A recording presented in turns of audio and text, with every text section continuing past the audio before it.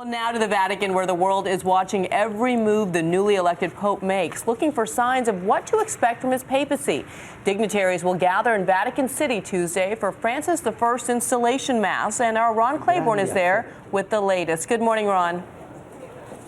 Hey there, Bianna. Well, that inaugural mass on Tuesday, that's the big event with a lot of pomp and pageantry. Today, this morning, just a short while ago, something a little less ornate. The thousands of journalists here in Rome to cover the selection of the Pope were invited to an audience with the new Pope. He acknowledged all the hard work that journalists have done, never a bad idea. He also talked a little bit about how and why he chose the name Francis.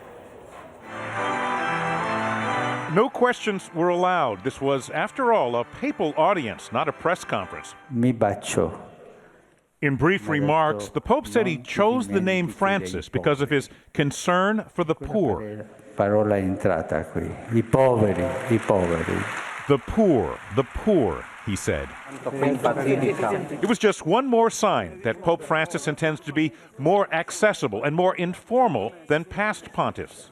From the moment he said, "I will be called Francis," that was a signal. And all the rest are very small but significant signals. When he left his guest house, the new Pope paid his own bill. When he left the Sistine Chapel after being elected Pope, he chose to ride in a minivan with other cardinals instead of in the papal limousine. Even his shoes, regular black ones, not the expensive leather red shoes that Pope Benedict favored. The new down-to-earth pontiff has also been working the phones. He called a Jesuit residence in Rome to thank the director for his congratulatory letter, but the employee who answered didn't believe it was really the Pope. Seriously, the Pope said, it's Pope Francis. When he called a married couple, friends in Rome, their 10-year-old son answered. Mom, Dad, the boy called out, it's the Pope. But the papal charm couldn't stop a swirling controversy, accusations that 30-plus years ago, he failed to denounce the jailing and killing of thousands of political opponents of the military government that ruled his native Argentina.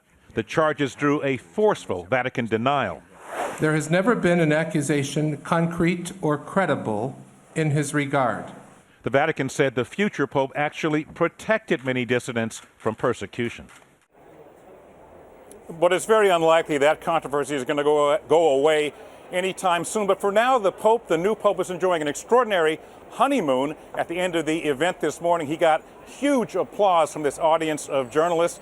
Also, he selected a number of people from the audience to come up for a blessing and a brief greeting. Among them, a blind man who was there with his dog. The Pope reached down and touched and petted the dog. Also, our own Phoebe Nathanson, our Rome producer and longtime Vatican follower, had a chance to meet and speak very briefly with the new Pope Francis. Now, tomorrow, we're expecting a large crowd here in St. Peter's Square as the brand new Pope Francis holds his first Angelus prayer service and his first public remarks since last Wednesday night when he stood on the balcony there behind me and he was announced as the new Pope. Back to you, Bianna. What a sight that was. Such a modest man. I love that he had to convince people that that was actually him calling on the phone. Yeah. All right, Ron, we'll see you tomorrow. Thanks so much.